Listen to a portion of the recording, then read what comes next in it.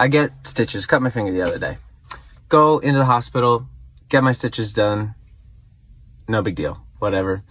I have to wait 2 weeks to get them taken out. In the meantime, I get billed for my visit before insurance for 5 stitches, $3,800. In America, getting sick can cost you more than your rent, your car, and your groceries combined. And that's if you're even lucky enough to get care. Insurance companies are denying claims left and right, and basic doctor visits are feeling like luxury purchases. Our healthcare system isn't just broken, it's bankrupting us one bill at a time. Welcome back to The Imperfect Dollar. Don't forget to give this video a like, subscribe to the channel, and let's talk about it. After insurance, $1,800 or $1,900, excuse me. After insurance, $1,900 for 5 stitches for a terrible hospital visit. Anyway, fast forward. So, I get my bill and it's time to take the stitches out. So I schedule an appointment at the urgent care that is associated with the hospital that I went to, same company. So I schedule suture removal appointment online, and then I go in for the appointment and they say, sorry, we're not going to take those out. Since you got them done at the hospital, you have to get them removed at the hospital. I said, why didn't you tell me that when I scheduled the appointment online? They said, sorry, go to the hospital. So I go to the hospital. And then I wait around for a while in the ER, and then I get back and I ask the nurse, hey, this is what happened. They turned me away at urgent care, told me to come here, that you guys would do it for free. Is that true? And the nurse said, let me check on that. I'm going to check with billing really fast. So they go check on billing. And then they say, sorry, billing says that you'll have to pay to get these stitches removed. And I said, that really sucks because I paid $1,800 to have that done after insurance. And they said, that is absolutely ridiculous. And I said, I know. And then I said, gonna be honest, I'm not gonna pay any more money to the hospital because I already paid too much anyway. So I'm just gonna go. And I said, I think I might just remove them myself. This is exactly the problem with the American healthcare system. He only had to get 5 tiny stitches put in. He went to the hospital to get help. It ended up costing him $3,800. Luckily, with his insurance, it went down to $1,900, which is still an exorbitant price. That's more than most people's rent. $1,900. Then he goes to urgent care a few weeks later to try to get them taken out. They tell him to go back to the hospital because he can probably get them taken out for free. He goes to the hospital. He asked them about taking them out for free. They say, hold on, wait a second. Let's check with billing. Good old billing. Nope, it's not for free. He has to make the tough decision to either pay again for them to take out these 5 tiny stitches. And don't get me wrong, they're highly educated. There's certain tools and antiseptics that they use. I understand that. It's not free.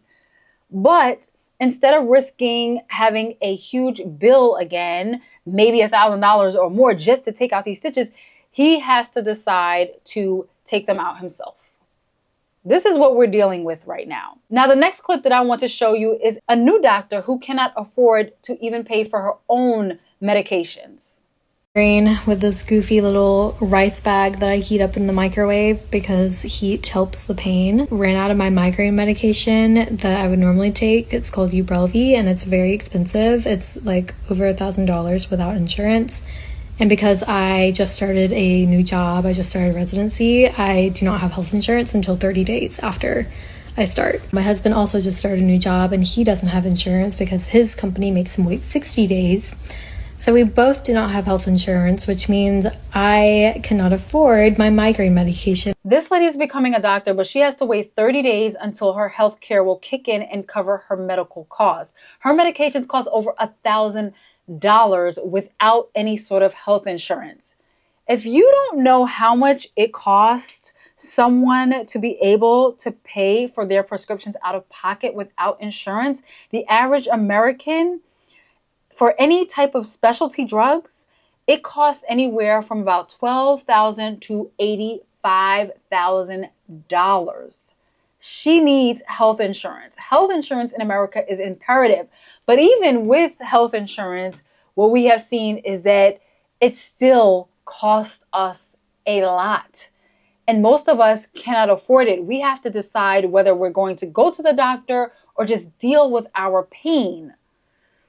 Like, my heart goes out for the people out there who can't afford medications that are much more important than like migraine meds. People out there who actually have medications that they need for their heart and their kidneys and their blood sugars, and they can't afford them.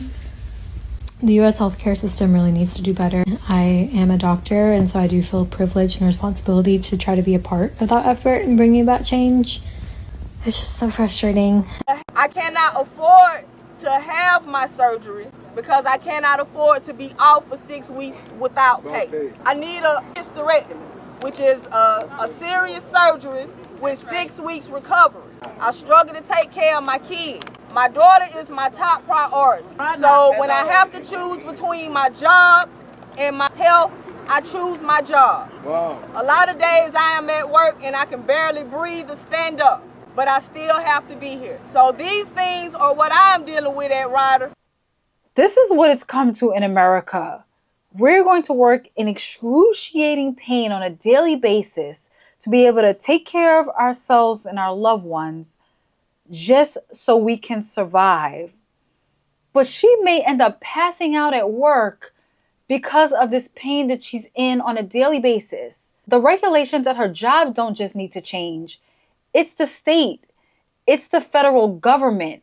Those laws have to change to make it so that her company will pay her while she's getting the surgery done and afterwards when she needs to heal.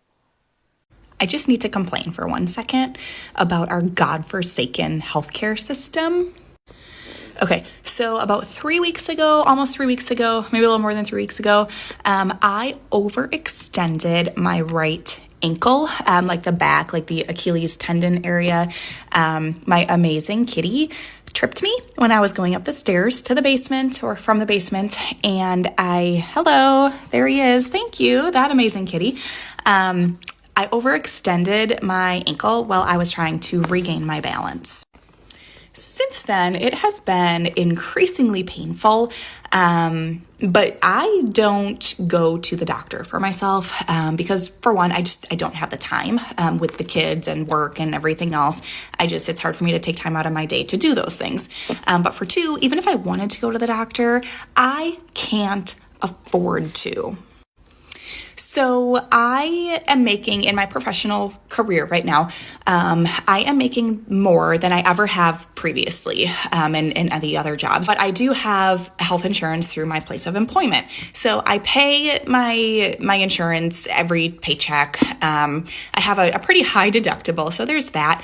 But when I had COVID back in January and I went to urgent care to get swabbed, after insurance, I paid over $500 out of my pocket for that COVID test.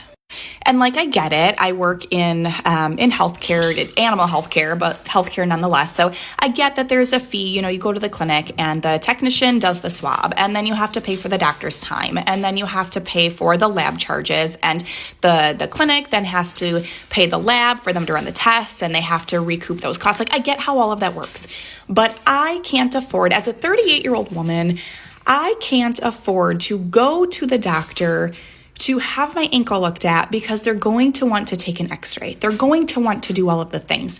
And I simply just can't afford it. I can't afford to have it looked at. They deny coverage. They make it harder for people to get the things that they need. They will delay people from getting chemotherapy, from getting heart surgery. And they do it because they deny, not based on intelligent people looking at a claim, but based on algorithms that they use. Which means your health care, when you're covered by United, is potentially delayed, and delayed treatment can have devastating consequences. Corporations are not doctors. They shouldn't be practicing medicine. In California, it's against the law for insurance companies to undergo what we call the corporate practice of medicine.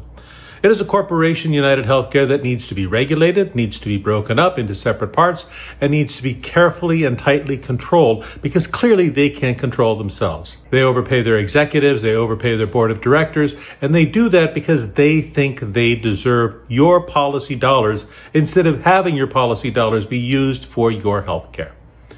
What happened to the CEO is inexcusable no matter how bad the corporation is. But United Healthcare, right now, as it exists, is an organization that should not be practicing medicine and should not be doing the things that they're doing. They need tighter corporate regulation, much like we regulate utility companies.